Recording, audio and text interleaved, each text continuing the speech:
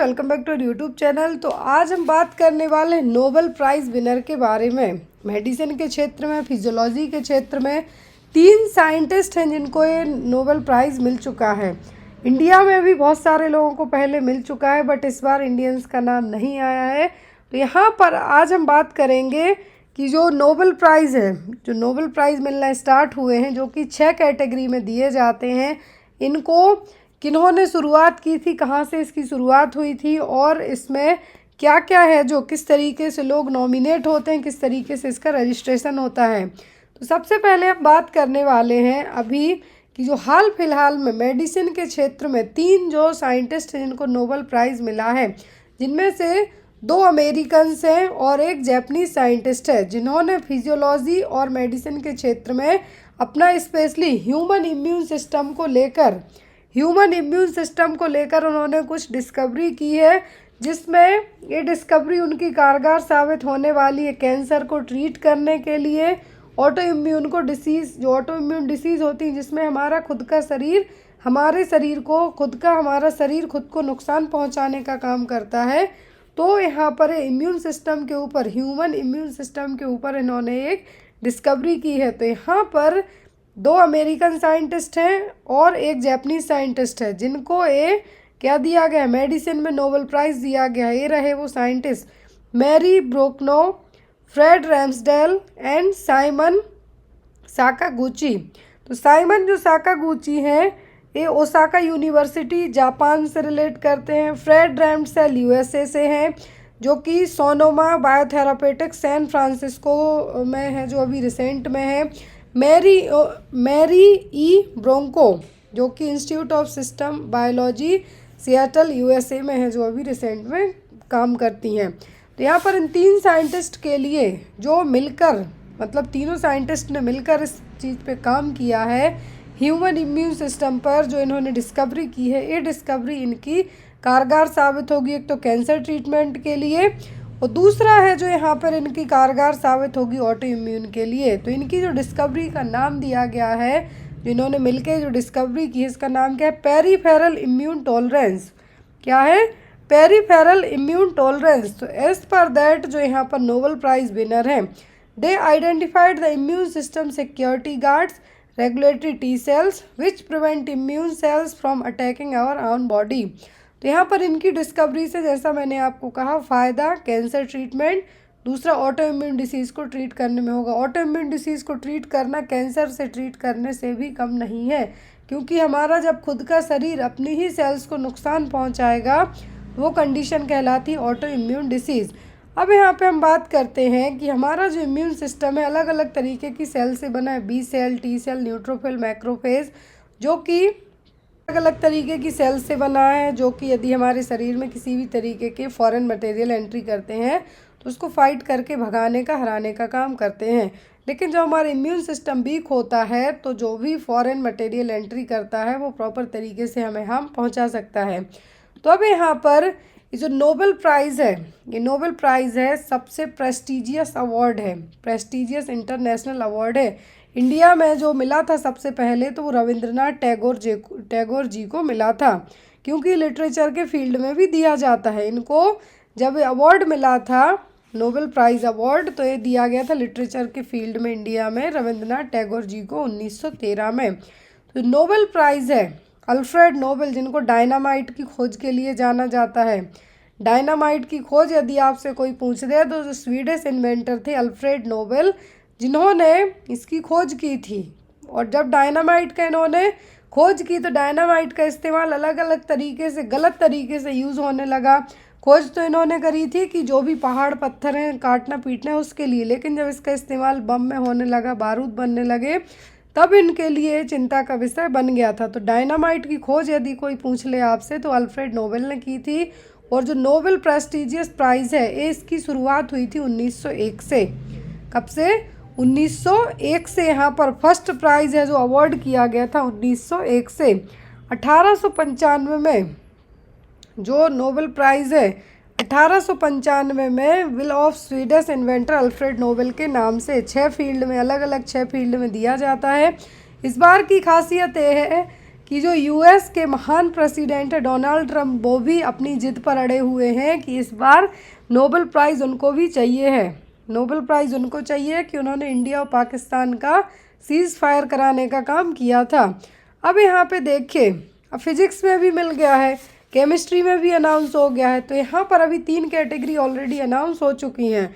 तो जो फिजिक्स में मिले अवार्ड हैं वो फिजिक्स में किसको मिले हैं? John Clarke, Michael H, Devoret John M Martinis, 3 लोगों को ये अवार्ड मिला है। किसमें? फिजिक्स में। इन्होंने जो क्वांटम मैकेनिकल टनलिंग है और एनर्जी क्वांटिफिकेशन है इलेक्ट्रिक सर्किट में, उसके ऊपर इन्होंने डिस्कवरी करके बताई है। तो ये फिजिक्स के रिगार्डिंग मिला है इन 3 लोगों के लिए, इन 3 लोगों के लिए मिला है फिजिक्स में।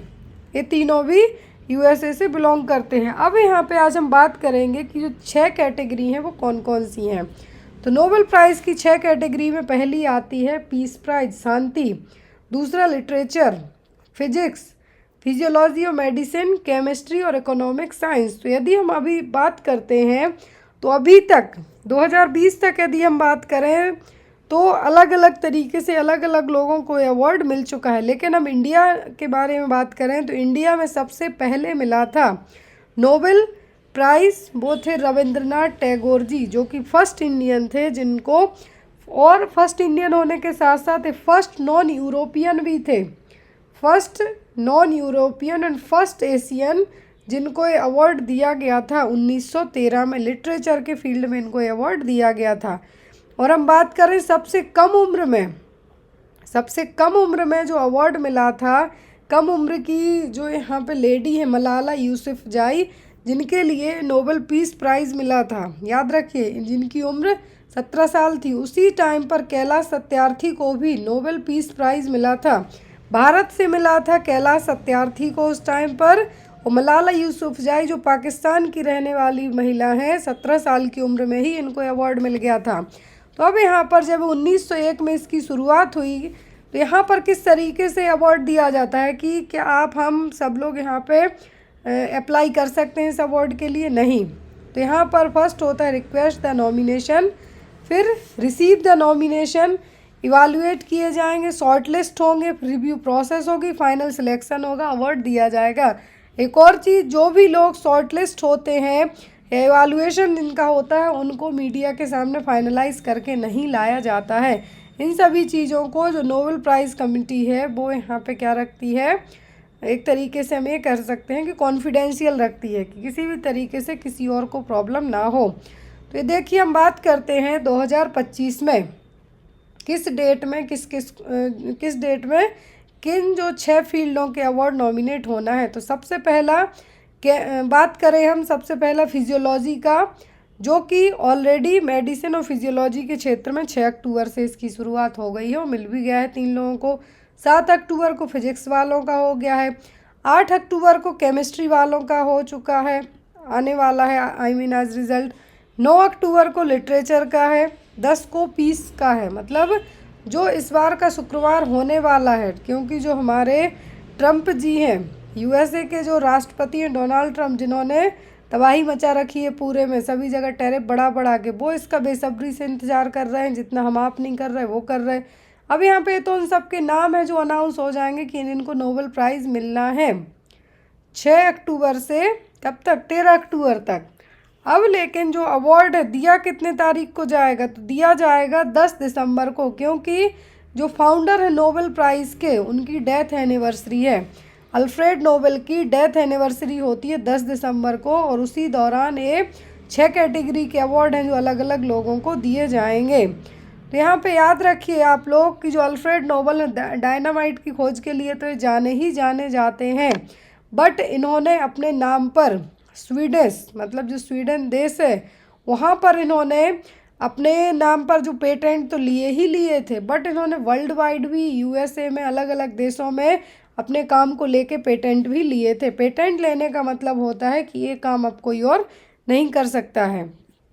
तो देखिए, अब यहाँ पर हम बात करते हैं कि किस तरीके से लिए जाते हैं। तो वही मैंने कहा कि जो नोबेल कमेटी है नॉमिनेशन को क्या करेगी, जो प्रिपरेशन है नॉमिनेशन के लिए वो करेगी। फिर यहाँ पर डेडलाइन होती है, जो भी नॉमिनेशन नाम दिए गए अब आप अप्लाई करना चाहते हैं नहीं, जिन भी नॉमिनेशन सिलेक्ट हुए हैं फिर उनको शॉर्ट लिस्ट किया जाएगा, एडवाइज़र रिव्यू करेंगे ये इनको मिलना चाहिए नहीं, कुछ वोटिंग वगैरह भी होगी, मेजॉरिटी वोट होगी तो उन्हीं को यहाँ पे शॉर्ट लिस्ट किया जाएगा। आफ्टर दैट है जो सभी प्रोसेस होने के बाद, जैसे आप किसी भी एग्ज़ाम का फॉर्म फिलअप करते हैं लाइक दैट, यदि आपने कुछ ऐसा काम किया होगा तब आप इस कैटेगरी में शामिल हो पाएंगे। हम बात करते हैं इंडिया में किस किस को मिल चुका है अवार्ड। हमने अलग अलग चीज़ें देख ली, अब इंडिया की यदि हम बात करें तो इंडिया में सबसे पहला मिला था रविंद्रनाथ टैगोर जी को 1913 में लिटरेचर के फील्ड में, profoundly prize for his profoundly sensitive press and beautiful verse.